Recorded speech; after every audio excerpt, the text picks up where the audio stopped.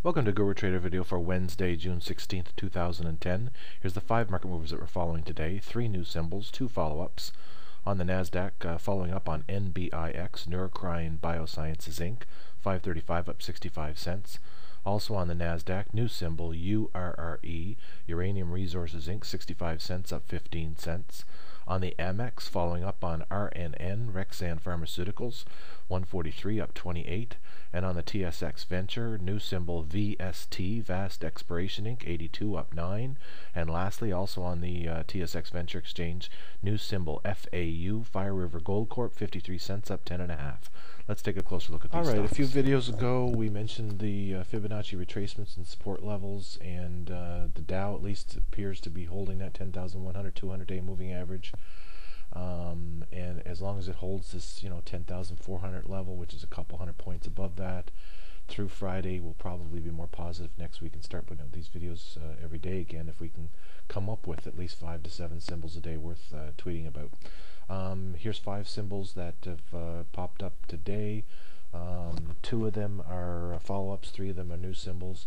The first symbol on the NASDAQ, NBIX, Neurocrine Biosciences, we mentioned once before on May 26th at 409, and I think it was up 65 cents that day. So it's had a nice move. 535 up 65 cents, up another 14%, so it showed up on the percentage movers. 5.65 million showed up on the volume actives. It's a $293 million company, and the 52-week high on this is 520, which it did on June the 3rd, and the low was $1.94, which it did November 30th of last year. It's kind of had a gradual build here, and then had this recent pop. So we're mentioning them for those reasons, and they also had news today. Big name here, Abbott Neurocrine announced global agreement to develop and commercialize Lagilix for the treatment of endometriosis. So I'd looked at, there's other interesting news releases in here. I don't know what this is about. On May 24th, Neurocrine Biosciences announces positive results in Daisy Petal study. So I usually follow these junior pharmaceuticals if I trade them. They move so fast, and they spike and they crash. So I totally rely on the technicals to indicate my my exit support levels and stop out levels and any buy levels. So anyway, that one we're just going to continue to keep an eye on. So our computer spit it out today, and it still looks good.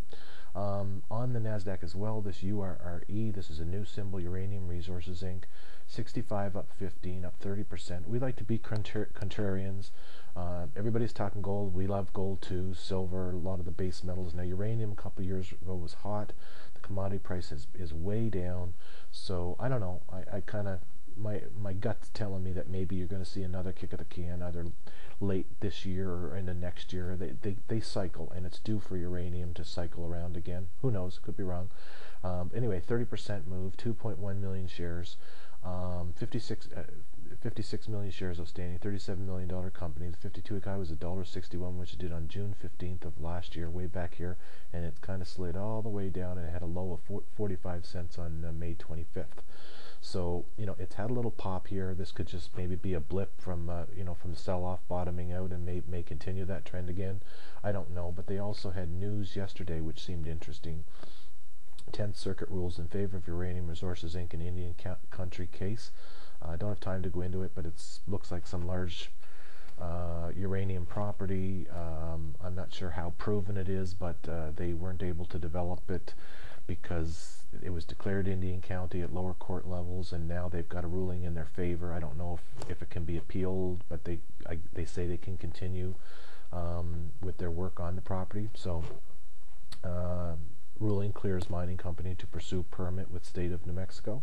So looking at the longer term chart here, this is interesting too. I mean, this company back in 2007, 2008, when uranium was hot, this thing traded as high as, it looks like, $13, $14 a share. So for all those reasons, we just thought we'd mention it. I'm just going to watch it for now, and maybe see if this one bottoms out sometime this summer. RNN on the AMEX, Rexahn Pharmaceuticals, we thought we should follow up on this one. This Rexahn we first mentioned, this is our 10th mention since February, I can't remember the date, at 93 cents. It went to, the highest we've ever mentioned, I think, was around $3.50. The last mention was at $2.89 on April 16th. And today, so it's sold off. Our computer hasn't mentioned it since right around this area, and it's sold off. The volume dried up and came back, and sure enough, here, look, it's supported on these shoulders here at around $1. So 143 up 28 today, 24% move. Not saying it's going to bounce any more than this. I'm just thought I should point it out. 1.3 million shares traded. It's a $100 million company. 52-week high 368, which it did on April the 12th. Like I said, our last mention was on April 16th, so just on the other side of this hill here. And so they have news here, different people following them. They talk about some of their, I can't remember their drugs here, this the percent data on their novel anti-cancer small molecule. So that gives you an idea what they're working on, and that's about all I know about it. I use the technicals to follow pharmaceutical stocks because they just gyrate well. Let me show you the longer term chart on this stock. If you look at the 5-year, look at the spikes in this thing. Just boom, boom, and there's, sure enough, here's another one. So that's where we first mentioned them, somewhere around there, and then sure enough it had the run up and now it had the sell off. So anyway, that's about it. We're moving on. New symbol on the TSX Venture, VST Vast Exploration Inc. 82 up 9, 12% move, showed up on the percentage movers. 4.1 million shares, one of the volume actives. $143 million company.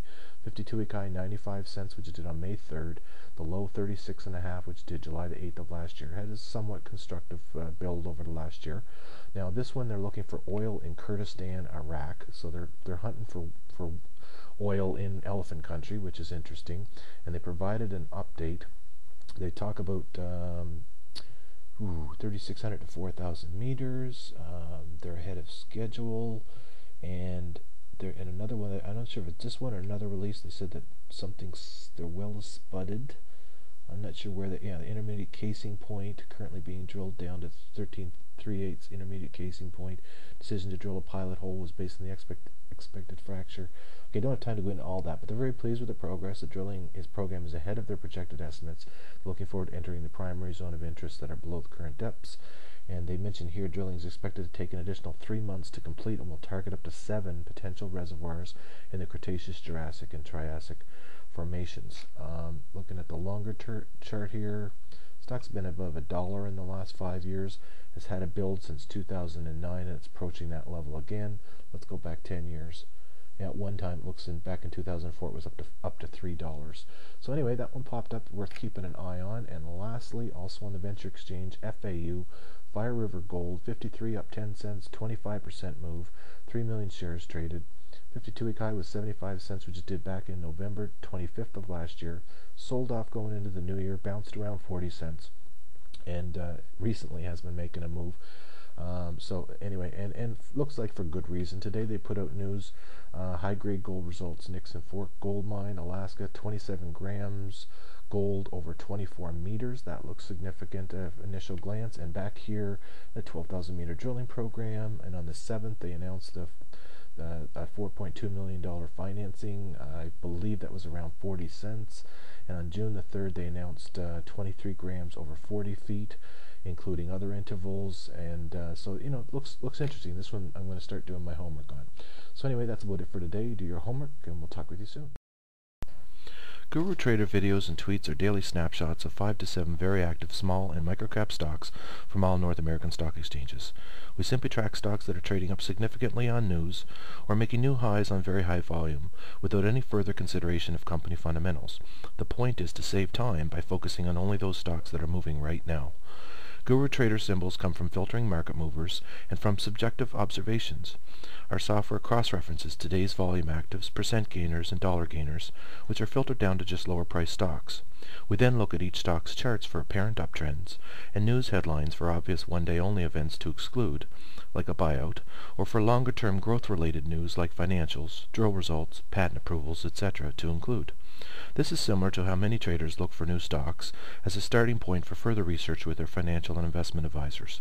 This is not an advisory service, and conflicts may exist as we sometimes take positions, or featured stocks may have bought online advertising or IR support services.